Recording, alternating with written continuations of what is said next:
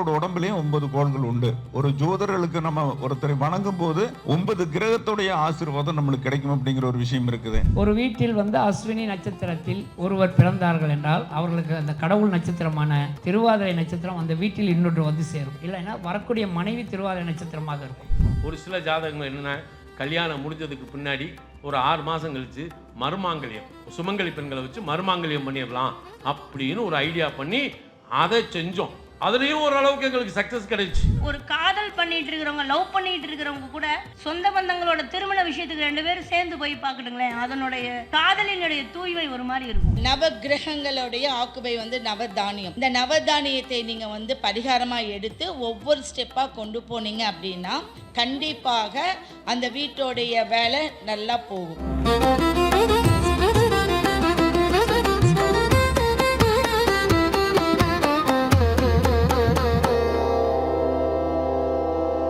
நவகிரகா வழங்கும் JM Maithri presence 2வது மாத ஜோதிட கருத்தரங்கம். Title sponsored by Navagraha. Powered by balance theory, the school of astrology, Saravanan Somasundaram, the child pros, Kanimozhi Santhosh.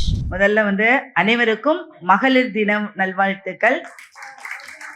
அதுவும் பார்த்தீங்க அப்படின்னா ஞாயிற்றுக்கிழமை இன்னைக்கு எல்லாம் அவங்கவுங்க வீட்டில் அவங்கவுங்களுடைய குடும்பத்தோட இருக்கக்கூடிய நாளை இது பண்ணிட்டு வெளி உலகத்துக்கு நிறைய விஷயங்களை கேட்டு தெரிஞ்சுக்கிறதுக்காக நம்ம உண்மையாவே இங்க கூடியிருக்கோம்.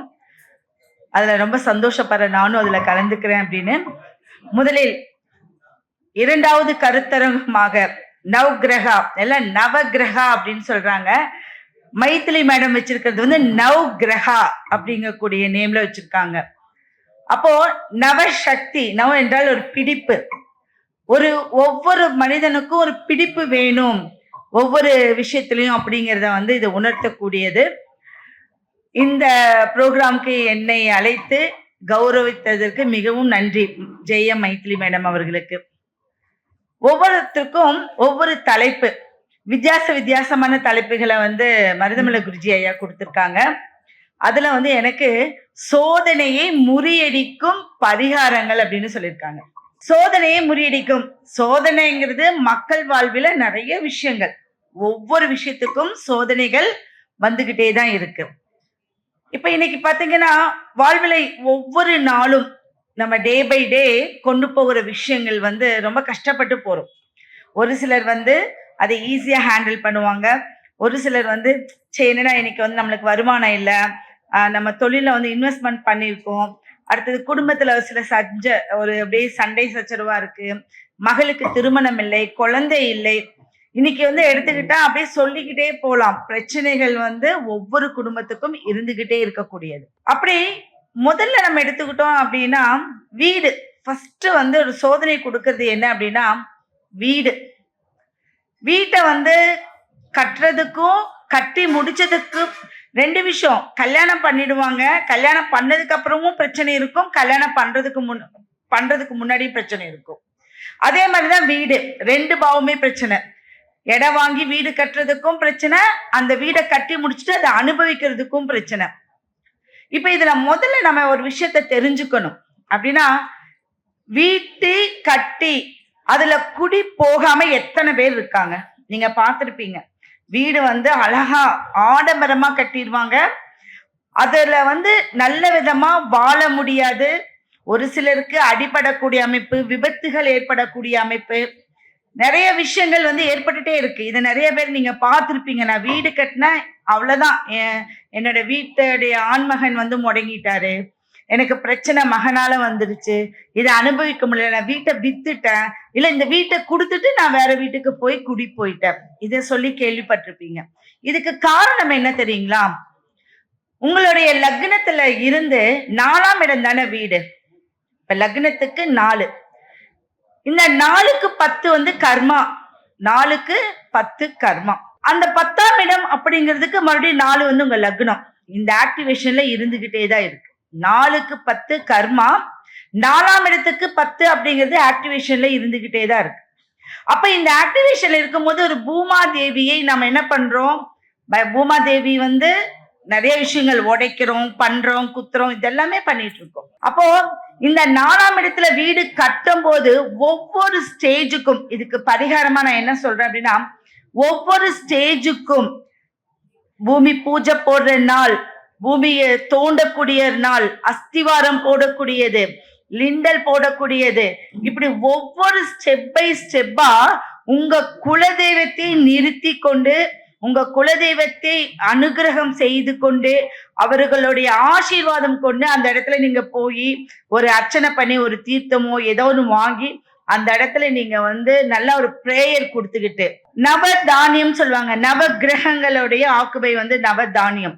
இந்த நவதானியத்தை நீங்க பரிகாரமா எடுத்து ஒவ்வொரு ஸ்டெப்பா கொண்டு போனீங்க அப்படின்னா கண்டிப்பாக அந்த வீட்டோடைய வேலை நல்லா போகும். வீட்டுடைய உரிமையாளர், அவருடைய பேர்ல தான் அந்த இடம் இருக்கும். அந்த உரிமையாளரின் 4ஆம் இடம், உரிமையாளருடைய 4ஆம் இடம், அது எந்த கிரகம், அது சூரியன்ல இருந்து பாத்தீங்கன்னா எந்த கிரகம், சூரியனா, சந்திரனா, செவ்வாயா, புதனா, எந்த கிரகமோ அந்த கிரகத்துடைய அதிதேவதையை நீங்க ஒரு படமாக, நீங்க அது எப்படி வேணாலும் அந்த அதிதேவதையோடைய படம் வாங்கிக்கலாம், இல்ல அதிதேவதையோடைய சிலை எது வேணாலும் நீங்க வாங்கி அந்த வீட்டுல நீங்க குபேர மூலை இல்ல நீங்க பூஜை அறை அதுக்கு அடியில வச்சு நீங்க அந்த தேவதையை புதைக்க வேண்டும். தேவதை என்றால் என்ன? நம்மளுக்கு சந்தோஷத்தை அள்ளி கொடுக்கக்கூடிய ஒரு தெய்வம். அப்போ அந்த வீட்டின் உரிமையாளர் எந்தவித விபத்துகள் இருந்தாலும் அதுல இருந்து தப்பிச்சு வரக்கூடிய ஒரு யோகம் அது கண்டிப்பா உண்டு பண்ணும். அடுத்தது 48 நாட்கள் ஒரு புண்ணியாச்சனை பண்றதுக்கு முன்னாடி 48 நாட்கள் அந்த வீட்டுல விளக்கெரியணும். அது இழுப்பெண்ணெய் கொண்டு விளக்கெரியணும். இழுப்பெண்ணெய் அந்த வீட்டுல துர்தேவதைகளை வெளியேற்றி நம்மளுக்கு தேவையான நல்ல விஷயங்களை கொண்டு நம்மளுக்கு குலதெய்வம் குடியிருக்கக்கூடிய ஒரு அமைப்பை கொடுக்கும். அதே மாதிரி புண்ணியாச்சனை முடிஞ்சதுக்கு அப்புறம் பாத்தீங்கன்னா எல்லாரும் கறி விருந்து எல்லாம் சொல்லுவாங்க, எனக்கு விருந்து போடுன்னு சொல்லுவாங்க. தயவு செய்து அந்த தவறை செய்யவே செய்யாதீங்க. அதற்கு முன்பே நம்ம நிறைய சடங்குகளை செஞ்சிடறோம். செஞ்சதுக்கு அப்புறம் பாத்தீங்கன்னா திரும்பவும் அந்த உணவை கொடுக்காமல், நம்ம நான்வெஜ் உணவை கொடுக்காம 90 நாட்கள் அந்த விளக்கு பூஜை அப்படிங்கிற மாதிரி நீங்க ஏற்படுத்துங்க. இதை நீங்க செஞ்சுட்டு வந்த வீட்டுல எப்பவுமே ஒரு வருஷம் தாண்டிட்டா அதுக்கப்புறம் அந்த வீட்டுல செல்வம் தான் இருக்குமே ஒழிய சங்கடங்கள் கண்டிப்பா கொண்டு வரவே வராது. அப்போ 3 மாத காலங்கள் உங்களால முடியல அப்படின்னா முன்பு 48 நாட்கள், பின்பு 48 நாட்கள் தினம்தோறும் இழுப்பெண்ணெயை வச்சு நீங்க விளக்கு ஏற்றி வரும்போது உங்களுடைய பிரச்சனையும் அந்த வீட்டின் உரிமையாளரும் காப்பாற்றப்பட்டு அந்த வீட்டை நீங்க நல்ல முறையில நீங்க அனுபவிச்சு ஆளுமை கொண்டு நல்ல செல்வ செழிப்போட குழந்தை பாக்கியம், மங்களகரம் இதெல்லாமே நடத்தி உங்களுக்கு ஒரு வாழ்க்கையை கொண்டு போகக்கூடிய அமைப்பு இருக்கு. இத ஒரு 12 மாசம் நீங்க நிறைவேற்றிட்டீங்க, ஒரு வருஷம் அப்படின்னா அதுக்கப்புறம் எந்த பிரச்சனையும் கிடையாது. அடுத்தது பாத்தீங்கன்னா என்கிட்ட சோதனை முறியடிக்கும் பரிகாரங்கள் தான் கேட்டிருக்காங்க. அப்போ பரிகாரங்கள் நிறைய இருக்கு. இன்னைக்கு ஒவ்வொரு விஷயத்துக்கும் பரிகாரங்கள் அப்படின்னு இருக்கு. நான் ஃபர்ஸ்ட் சொல்றது அப்படின்னா அரச மரம், ஆலமரம். எந்த பிரச்சனை வந்தாலும் சரி, வீட்டுல அன்றாடம் ஒரு விஷயத்தை நீங்க செய்யணும் அப்படின்னா அரச மரம், ஆலமரம். இந்த அரச மரத்துடைய ஒரு வேரும் ஆலமரத்துடைய வேரும் ரொம்ப பலம். அவங்கள மாதிரி ஒரு பலம் பொருந்திய அமைப்பு எதுவுமே கிடையாது. அரச மரத்துலதான் புத்தர் ஞானம் பெற்றதுன்னு சொல்லுவாங்க. அப்போ இந்த மரத்துக்கு அடியில தான் கிரேக்க காலத்துல, ரோமானியர்கள் காலத்துல இருந்து நம்ம விவசாயம், வணிகம், கட்ட பஞ்சாயத்து, திருமணம் எல்லாமே அங்கதான் நடத்தணும். ஏதாவது இல்லைன்னு எல்லாம் மறுக்க முடியுமா? இப்பதான் தனித்தனியா ஒவ்வொரு விஷயத்துக்கும் ஒவ்வொரு இது கோர்ட்னா இது இருக்கு, நம்மளுக்கு திருமணம்னா ஒரு மண்டபம் இருக்கு. அப்பெல்லாம் அதெல்லாம் எதுவுமே இல்லை. இன்னைக்கு தங்க கடை இருக்கு, வெள்ளி கடை இருக்கு, நம்ம கவரிங் செட் இது தனித்தனியா இருக்கு. அன்னைக்கெல்லாம் அதெல்லாம் எதுவுமே கிடையாது. எந்த விஷயம் நம்மளுக்கு வேணும் அப்படின்னாலும் அந்த காலத்துல இந்த 2 மரத்துக்கு அடியில தான் எல்லாமே கிடைச்சது. இன்னைக்கு ஒரு தீர்ப்பு கிடைக்கணும் அப்படின்னாலும் அந்த இடத்துலதான் கிடைச்சது. அப்பேற்பட்ட ஒரு மரத்துக்கு அடியில நின்று நீங்க உங்க குலதெய்வத்தை 21 முறை சொல்லிட்டு நீங்க தண்ணி ஊத்திட்டு வந்தீங்க அப்படின்னா உங்க செல்வம் செழிக்கும், உங்களுக்கு ஆயுள் ஆரோக்கியம் கூடும். இப்ப மந்தமா இருக்கு, என் பையன் படிக்கவே மாட்டேங்கிறான், எது எடுத்தாலும் மறந்து போறான் அப்படின்னா கண்டிப்பா இந்த 2 மரத்துக்கு அடியில நீர் ஊற்றி நீங்க உங்களுடைய குலதெய்வத்தை நீங்க சொல்லிட்டு வரும்போது நிச்சயம் ஒரு வாழ்க்கையில ஒரு நல்ல ஒரு மாற்றத்தை உண்டு பண்ணக்கூடிய அமைப்பு இருக்கு. இப்போ ஒருத்தருக்கு வந்து திருமணம் நடக்கல. இன்னைக்கு வந்து மணிமேகலை சொன்னாங்க, திருமணத்தை பத்தி நிறைய விஷயங்கள் சொல்லிட்டே வந்தாங்க. இன்னைக்கு நல்லவங்களுக்கும் திருமணத்துக்கு லேட்டா தான் ஆகுது, காலதாமதம் ஆயிட்டே தான் இருக்கு. ஏன் அப்படின்னா இப்போ கர்மா அவங்களுடைய ஜாதகம் கெட்டு போச்சா அப்படின்னு கேட்டா, ஜாதக ரீதியா அவங்களதை விட அவங்களுடைய 3 தலைமுறைகளுடைய கர்மா அவங்கள பின்தொடர்ந்துகிட்டே வரும். இன்னைக்கு மருத்துவ ஜோதிடத்துல சொல்றாங்க, நீ செய்த பாவம் உன் மகளையோ மகனையோ பாதிக்காது, உன் அப்பா செய்த பாவமும் பாதிக்காது. 3 தலைமுறைக்கு முன்னாடி நீ என்ன செய்தீங்களோ அந்த பாவத்தின் அடிப்படையில தான் இன்னைக்கு இருக்கக்கூடிய ஒரு ஜாதகம் நம்மளுக்கு பலமா இருக்கு. அப்போ நவ கிரகங்கள் இன்னைக்கு வந்து சனி பகவானை தனியா ஆக்டிவேட் பண்ற, சூரியனை தனியா ஆக்டிவேட் பண்ற, இதெல்லாம் நம்ம சொல்றோம். அதெல்லாம் இல்லாம நவ தானியங்களே மாதம் ஒரு முறை உங்க நட்சத்திர நாள் இல்ல உங்களுடைய திதி, நீங்க என்ன திதியில பிறந்திருக்கீங்களோ அந்த திதி நாள்ல 9 மூட்டையா கட்டிக்கோங்க. இது ரொம்ப நல்லா என்னுடைய கஸ்டமர்ஸ்க்கு எல்லாம் வந்து நிறைய பேருக்கு நான் கொடுத்துக்கிட்டே இருக்கேன். இந்த நவதானியத்தை 9 மூட்டையா கட்டிக்கோங்க. சரிங்களா?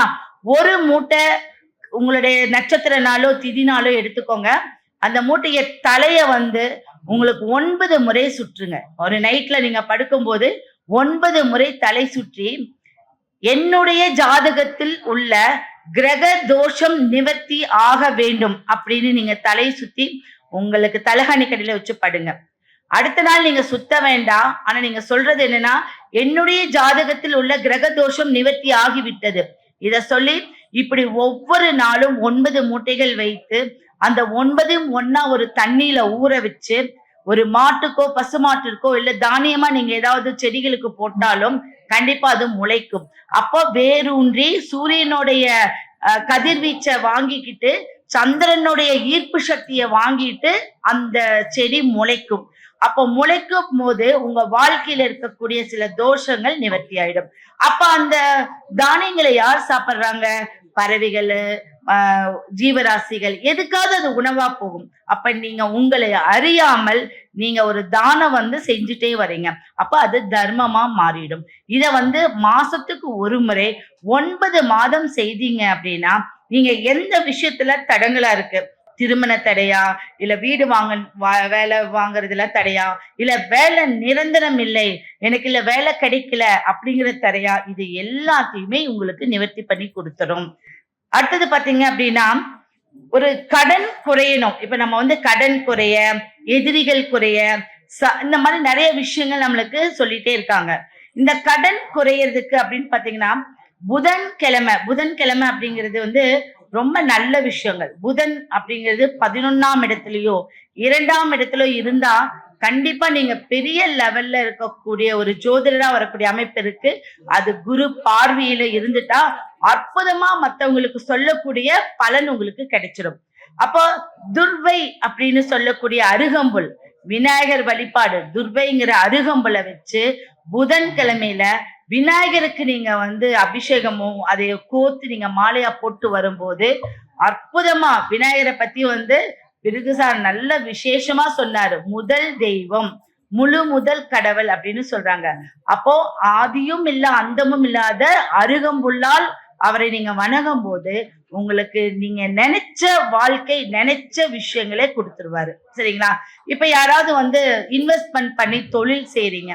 இந்த இன்வெஸ்ட்மெண்ட் வந்து நிறைய விஷயங்கள், அது நிறைய அமௌண்ட் போட்டிருக்கோம். அவங்க வியாபாரம் நடக்கலைன்னா எனக்கு பொருள் கெட்டுடும், இல்ல இந்த வியாபாரம் செய்யக்கூடிய ஒரு பொருள் எல்லாம் வந்து சேமிச்சிருக்கு, இதனால எனக்கு நஷ்டம், கடன், இதெல்லாமே சொல்லிக்கிட்டே இருப்பாங்க. அப்ப இதுல இருந்து விடுபடுறதுக்கு ஒரு சின்ன டிப்ஸ் உங்களுக்கு சொல்லணும் அப்படின்னா, அதேதான் ஆலமர குச்சி, அரசமர குச்சி, வேப்பமர குச்சி, அது பாத்தீங்கன்னா எலும்புச்சம்பழம். இந்த எலும்புச்சம்பழ குச்சி இதோட சேர்ந்து வசம்பியும் நல்ல டைட்டா மூச்சு முற்ற அளவுக்கு அப்படிங்கிற மாதிரி சொல்லுவாங்க, நல்ல டைட்டா கட்டி அதை ஒரு மஞ்சள் துணியில பச்சை கற்பூரம் போட்டு நீங்க எங்க வியாபாரம் செய்றீங்களோ அந்த இடத்துல நீங்க வச்சுக்கிட்டீங்க அப்படின்னா உங்களுக்கு ஆட்கள் வர்றதுக்கு நிறைய வாய்ப்புகள் இருக்கு. நிறைய விஷயங்கள் உள்ள வருவாங்க. பலதரப்பட்ட இடத்துல இருந்து வரக்கூடிய ஒரு அமைப்பெல்லாம் நிறைய இருக்கு. இதுல நிறைய மங்களங்கள் உண்டாகும். இப்போ சின்ன சின்ன டிப்ஸ். இப்ப இந்த மாதிரி டிப்ஸ் எல்லாம் வந்து என்னுடைய கஸ்டமருக்கு நான் சொல்லி அவங்களுக்கு இது நல்லா இருக்கு அப்படின்னு சொல்லியிருக்காங்க. இப்போ நான் வெளி விடாத ஒரு விஷயங்கள் வந்து வெளியே வரல, இந்த டிப்ஸ் எல்லாம் வந்து நீங்க வந்து உங்க கஸ்டமர்ஸ் தான் கொடுப்பீங்களா அப்படின்னு கேட்டா ஒரு விஷயம் சொல்றேன். யாருக்காவது வந்து வீட்டுல திருஷ்டி இருக்கு, போற பக்கம் எல்லாமே தடங்கள், எனக்கு எந்த காரியமும் நடக்கவே இல்லை, பொதுவா வீட்டுல பிரச்சனை பிரச்சனை பிரச்சனை அப்படின்னு இருக்கிறதெல்லாம் வந்து பெரியவங்க என்ன சொல்லுவாங்க, தேங்காய் சுத்தி போடு, பூசணிக்காய் சுத்தி போடு, இதெல்லாமே சொல்றாங்க இல்லையா. அப்போ இந்த தேங்காய் சுற்றல எவ்வளவு பெரிய விஷயம் இருக்கு இல்லைங்களா. எந்த ஒரு பழம், எந்த ஒரு காய் எதுல இருந்தாலும் ஒரு கொட்டை இருக்கும் இல்லையா. இப்ப நீங்க ஒரு விஷயத்த தூக்கி போட்டா அதுல இருந்து ஒரு முளைக்கிறது கண்டிப்பா இருக்கும், எல்லா இதுக்கும் இருக்கும். ஆனா தேங்காய் போட்டா வருமா? தேங்காய் உடைச்சு நீங்க ஏதாவது பருப்பெடுத்து அதுல ஏதாவது கிடைக்குதா? அதே வந்து வாழைப்பழம் எடுத்து வச்சா அதுல இருந்து ஏதாவது உங்களுக்கு முளைக்குமா? கண்டிப்பா கிடையாது. அப்ப இந்த 2 விஷயமும் தெய்வ காரியங்களுக்கு பயன்படாத ஒரு விஷயமே இல்லை. அப்ப தெய்வத்துக்கு தேங்காய் பழம்னு தான் வாயில வருதே ஒழிய மத்த பழங்கள் எல்லாம் அடுத்தடுத்த படிதான் வருது. அப்ப தேங்காவுக்கும் பழத்துக்கும் அவ்வளவு ஒரு மகிமை உண்டு. அந்த தேங்காவை 3 கண் இருக்கும் இல்லையா, அந்த 3 கண்ணை வந்து நீங்க எடுத்துருங்க. எடுத்துக்கிட்டு அதுல இருக்கிற தண்ணியெல்லாம் கொட்டிட்டு அதுல முழுக்க முழுக்க தேங்காய் ஊத்துங்க. அந்த தேங்காயில தேங்காய் ஊத்தி சிகப்பு திரி 3 கண்ணுலயுமே சிகப்பு திரி உங்களுக்கு இது பண்ணிட்டு அதைய ஏதாவது ஒரு குபேர மூலை இல்ல வடகிழக்கு மூலையில ஒரு அரிசியில வச்சு அந்த தேங்காயை அங்க வந்து பத்த வச்சுக்கோங்க, விளக்கு மாதிரி பத்த வச்சுக்கோங்க. அந்த தேங்காய் எவ்வளவு நேரம் எரியுதோ அதெல்லாம் பத்தி கவலையே கிடையாது. அந்த தேங்காய் எவ்வளவு நேரம் எரிஞ்சதோ முழு நேரமும் அந்த டே ஃபுல்லா எரிஞ்சதுக்கு அப்புறமா அதை நீங்க தலை சுற்றி போட்டுட்டீங்கன்னா அந்த ஒரு வருஷத்துல உங்களுக்கு எந்த தடங்களும் இல்லாம உங்க வீட்டுல எந்த திருஷ்டியும் இல்லாம விளையிடும். இத வந்து என்ன அப்படின்னா ஒரு தாந்திரிகமா இல்ல மாந்திரிகமா அப்படின்னு இது பண்ணாம இது ஒரு பழைய நூல்களில இருந்து எடுக்கப்பட்ட ஒரு பரிகாரம். இந்த பரிகாரம் நிறைய பேத்துக்கு நிறைய சக்சஸ் கொடுத்துருக்கு சரிங்களா. இப்போ கைகால், நம்மளுக்கு வந்து கைகால் வலி என்ன முடக்கம்னு சொல்லுவாங்க. திரேக்கானத்துல வந்து சூரியன் தான் வந்து சூரியன் முதல் திரேக்கானத்துல முடக்கல்ல இருக்கு. மடங்கி விரிகிற இடம் எல்லாம் முடக்கு அப்படின்னு சொல்லுவாங்க. நம்ம கண்ணிமைகள் எதெல்லாம் மடங்குதோ அதெல்லாமே முடக்கான ஒரு விஷயம். அப்போ இந்த முடக்கு அப்படின்னாவே முடக்கத்தான் கீரை அப்படிங்கிறது. அந்த காலத்துல நம்ம ஆண்களுக்கு அவங்க அம்மா அவங்க அக்கா தங்கைகளை என்ன பண்ணுவாங்கன்னா நிறைய வந்து நல்லா உழைச்சிட்டு வர்றாங்க, சாயந்தரமா வந்து ரொம்ப டயர்டா வர்றாங்க அப்படிங்கும் போது அவங்களுக்கு இந்த கீரைய ரசம் வச்சோ இல்ல ஏதாவது ஒரு விதத்துல அவங்களுக்கு கொடுப்பாங்க. இது என்ன அப்படின்னா இது கீரை அப்படிங்கிற உணவு இல்லாமல் இது ஒரு தாந்திரிக சக்தி வாய்ந்த ஒரு கீரை. முடக்கத்தான் கீரைய நம்ம தலைக்கு வச்சு படுத்து 9 நாள் கழிச்சு அதை தூக்கி போட்டு திரும்ப வச்சுட்டே வாங்க. உங்க உடம்புல எந்த வலிகளும் இருக்காது. உங்களுடைய மெமரி பவர் ரொம்ப ரொம்ப அதிகமா இருக்கும். நீங்க வச்சு பார்த்துட்டு நீங்க கமெண்ட் பண்ணுங்க. மெமரி பவர் அதிகமா இருக்கும், உங்களுடைய முடக்கு நிவர்த்தி ஆயிடும், அடுத்தது போகிற இடம் சக்சஸ் கொடுக்கும். இது எல்லாமே சக்சஸ் அப்படிங்கக்கூடிய ஒரு இடத்துல இந்த கீரை உங்களுக்கு இருக்கு சரிங்களா. ஓகே, இதெல்லாம் வந்து சின்ன சின்ன டிப்ஸ். இன்னைக்கு வந்து டிப்ஸ் அப்படிங்கிறது வந்து நிறைய பேர் நிறைய விதமா சொல்றாங்க. ஆனா அதைய வந்து நீங்க செஞ்சு பார்த்து அனுபவிச்சுட்டு தான் இதை நீங்க எடுத்துக்கணுமே ஒழிய இவங்க சொன்னாங்க இது என்னத்துல நடக்கு, நீங்க செஞ்சு பாருங்க, 100% நல்லா இருக்கும். ஒவ்வொரு வீட்டிலையும் சங்கு இருக்கணும். அது வலம்புரி சங்கா இடம்புரி சங்கா அதெல்லாம் நீங்க எதுவுமே எடுக்க வேண்டாம். ஒரு வீட்டுல சங்கு இருக்கணும். அந்த சங்குல பால் ஊத்தி அதையே வந்து ஒரு பிரசாதமா எடுத்து குடிங்க. அட்லீஸ்ட் தண்ணியாவது அதுல ஊத்தி துளசி போட்டு அதுல ஒரு 2 மணி நேரம் கழிச்சு அந்த சங்கு தீர்த்தம்னு குடிச்சிட்டு பாருங்க. உங்க வீட்டுல யாருமே மருத்துவ செலவுக்கு போக மாட்டாங்க, நீங்களும் மருத்துவ செலவுக்கு எந்த செலவுமே பண்ண மாட்டீங்க. அப்ப இந்த சங்கு அப்படிங்கிறது பெருமாளுடைய அவதாரம் அப்படிங்கிறது சொல்லுவாங்க.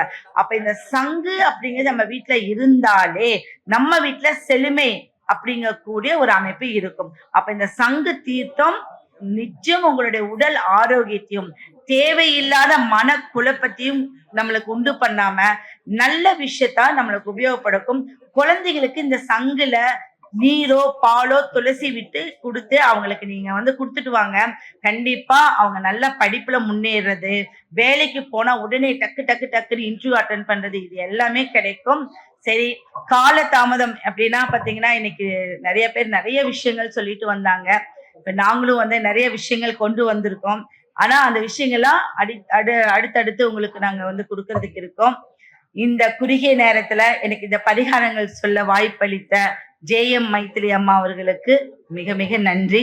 அதை சார்ந்த உறுப்பினர்கள் அனைவருக்கும் மனமார்ந்த நன்றி. அவங்களுக்கு உறுதுணையாக இருக்கக்கூடிய மீனாட்சி பரமகுரு ஐயா அம்மா அவங்க, சோமசுந்தரம் அவங்க, பாலமுருகன், நட்சத்திர பாலமுருகன் சார் அவர்கள், பிரெட் சிவா, மருதமலை குருஜி ஐயா சொல்லவே வேண்டாம். இதுக்கு ரொம்ப பாடுபட்டு இருக்காரு. எங்களுக்கு தலைப்புகள் கொடுக்கறதுக்கே வந்து ரொம்ப மெமரி வேணும் இல்லையா?